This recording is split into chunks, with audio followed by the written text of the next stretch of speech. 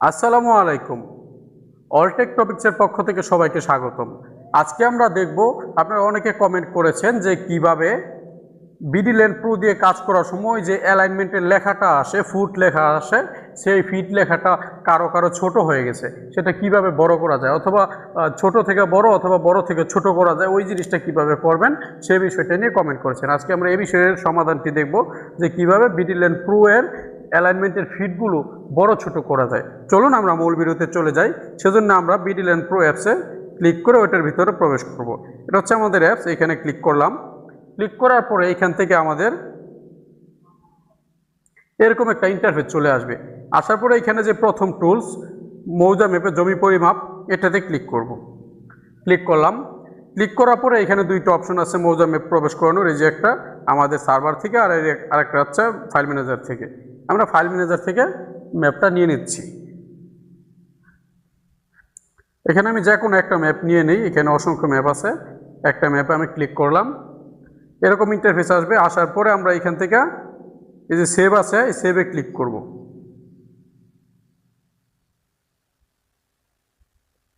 সেভে ক্লিক করলাম। ক্লিক করার পরে দেখেন এখানে এরকম একটা ইন্টারফেস চলে আসছে। এখানে আমাদের ম্যাপটি দেখা যাচ্ছে, চলে আসছে। এখন একটা বিষয়, অনেক সময় আপনাদের কনফিউশন থাকতে পারে যে আসলে আমার ম্যাপটা কি ঠিকঠাক মতো স্কেলে আসছে কিনা।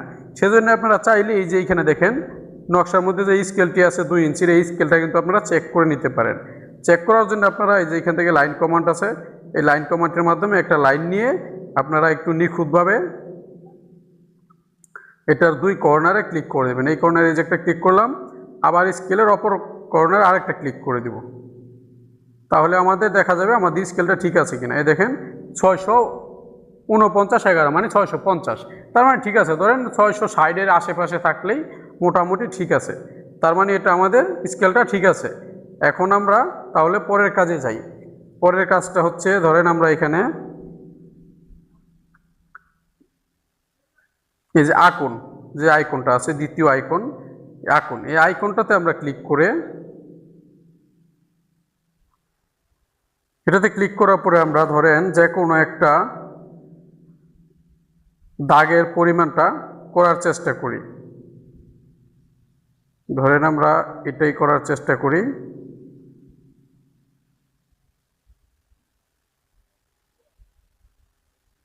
এই যে নিলাম এভাবে। এখন অনেকের ক্ষেত্রে এই লেখাগুলো আপনার ছোট হয়ে গেছে, সেটা কিভাবে আপনারা বড় করবেন। এখন আমরা এখানে লেখাগুলো বড় ছোট করার জন্য উপরে ডান পাশে কর্নারে দেখেন 3 ডট আছে, 3 ডট একটা ক্লিক করব। এই যে এখানে যে 3 ডট, এটাতে ক্লিক করব। এটাতে ক্লিক করলাম। ক্লিক করার পরে এখানে দেখেন 3 নাম্বার যে অপশন আছে, এই যে ভিউ সেটিংসে ক্লিক করব। তবে আপনাদের রিকোয়েস্ট থাকবে এইখানে আপনারা না বুঝে কোনো অপশন অফ অন করবেন না, চালু অথবা বন্ধ করবেন না, যেটা যেভাবে থাকবে ওইভাবে কাজগুলো রাখবেন। যদি বন্ধ চালু করেন সেক্ষেত্রে প্রোগ্রামগুলো অন্যরকম পরিবর্তন হয়ে যাবে, আপনাদের কাজ করতে সমস্যা হবে। আচ্ছা, এখান থেকে দেখেন নিচের দিকে স্ক্রল করার পরে সবার উপরে একটি ভিউর এইখানে দেখাচ্ছে এই যে লেখার সাইজ, আর এই বরাবর এই যে একটা আইকন আসছে, এটা আপনারা যত বাড়িয়ে দিবেন লেখাটা বড় হবে, কমিয়ে দিবেন লেখাটা ছোট হবে। আচ্ছা, আমি এখন এখানে ছোট করে বড় করে দেখাচ্ছি। এই ধরেন এরকম ছোট, এই যে এরকম হয়ে গেছে। আমাকে আপনারা যারা কমেন্ট করেছেন তারা নিশ্চয়ই এই ভিডিওটা দেখলে বুঝতে পারবেন যে আপনারা এরকম হয়ে গেছে, এরকম স্ক্রিনশট দিয়ে আমাকে হোয়াটসঅ্যাপে কমেন্ট করেছেন যে এরকম ছোট হয়ে গেছে, এটা বড় করবেন কিভাবে। এখন এই বিষয়টাই দেখাচ্ছি। এটা দেখেন আমরা ছোট করলাম, আবার বড় করার জন্য সেই একইভাবে আমরা এই 3 ডটে ক্লিক করব। 3 ডটে ক্লিক করার পরে এখান থেকে যে ভিউ সেটিংসে আবার ক্লিক করব। ভিউ সেটিংসে ক্লিক করার পরে এরকম আসবে। এরকম আসার পরে আমরা এভাবে স্ক্রল করে নিচের দিকে স্ক্রল করব। মানে নিচের দিকে স্ক্রল করলে দেখতে পাবো এ দেখেন এইখানে বড় ছোট লেখা আছে। এই যে এই পাশে নিলে বড়, এই পাশে নিলে ছোট। এখন আমাদের যতটুকু লাগবে আমরা ততটুকু করে দেবো। এই যে এতটুকু ক্লিক করে দিলাম, দেন এতটুকু ক্লিক করে দিলাম। এতটুকু দিয়ে আমরা যে নিচের দিকে দেখেন আবার স্ক্রল করে উপর দিকে ওঠানোর পরে যে ঠিক আছে লেখা, এই ঠিক আছে এটাতে ক্লিক করবেন। ক্লিক করার পরে এতটুকু আসছে। এখন যদি আপনাদের মনে হয় যে এতটুকু বড় আপনাদের চলবে, এতটুকু রাখবেন, অথবা যদি লাগে আরও বড় করবেন, বড় করতে পারেন, অথবা ছোট করতে পারেন। মানে আপনাদের ইচ্ছে মতো কাস্টমাইজ করে লেখার সাইজগুলো এইখানে বড় ছোট করে রাখতে পারেন। আশা করি আপনারা বুঝতে পেরেছেন। তারপরও যদি কারো বুঝতে কোনো প্রবলেম হয় অবশ্যই আমাকে কমেন্টে জানাবেন। আপনাদের কমেন্ট অনুযায়ী রিপ্লাই দেওয়ার চেষ্টা করব, এবং অথবা আমার নাম্বারে জানাতে পারেন।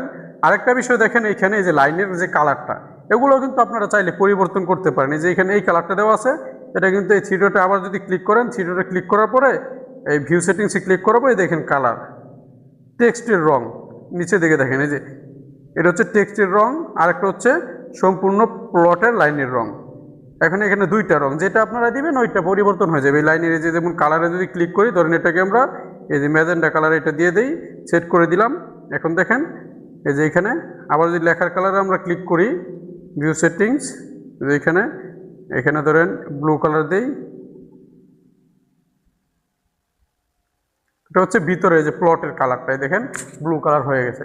এভাবে আপনারা বিভিন্ন সেটিংসগুলো দেখতে পারেন। তবে যে সেটিংসটা বুঝতে না পারেন অবশ্যই কমেন্ট করবেন, তা না হলে আপনারা উল্টাপাল্টা করে ফেললে সেক্ষেত্রে দেখা যাবে যে ঠিক করাটা খুব কষ্টকর হয়ে যাবে। আর যারা চ্যানেলটি সাবস্ক্রাইব করেছেন সবাইকে অসংখ্য ধন্যবাদ। যারা সাবস্ক্রাইব করেন নাই অবশ্যই সাবস্ক্রাইব করে দিবেন পরবর্তীতে নতুন টেকনিক্যাল ভিডিওগুলি পাওয়ার জন্য। ভালো থাকবেন সবাই, আল্লাহ হাফেজ, আসসালামু আলাইকুম।